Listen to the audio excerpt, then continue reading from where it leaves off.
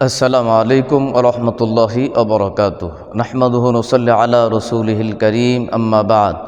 প্রিয় দিনদার ভাই বোনেরা, এক ভাই প্রশ্ন করেছেন, আমাদের এলাকায় প্রচলন আছে বাচ্চাদের দাঁত ইঁদুরের গর্তে ফেলা হয় এবং কি ইঁদুরের কাছে দাঁত চাওয়া হয়।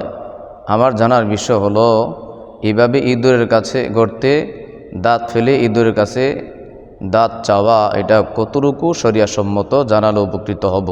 প্রিয় ভাই বোন, এই প্রশ্নের উত্তর হলো, যে কোনো বস্তু চাওয়ার বিধান হলো একমাত্র আল্লাহ তাআলার নিকটে। আল্লাহ তাআলা ছাড়া অন্য কারো কাছে চাওয়া এটা সম্পূর্ণ শিরক।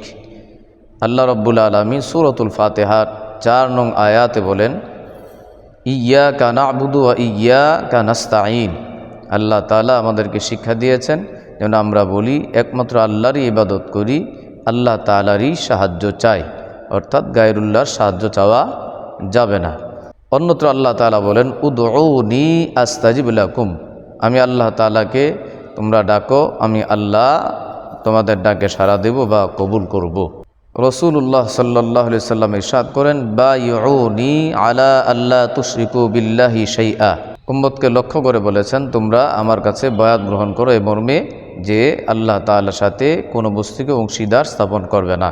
প্রিয় ভাই বোন, ইঁদুর গর্তে দাঁত ফেলে ইঁদুরের কাছে দাঁত চাওয়া এটা সম্পূর্ণ শিরক।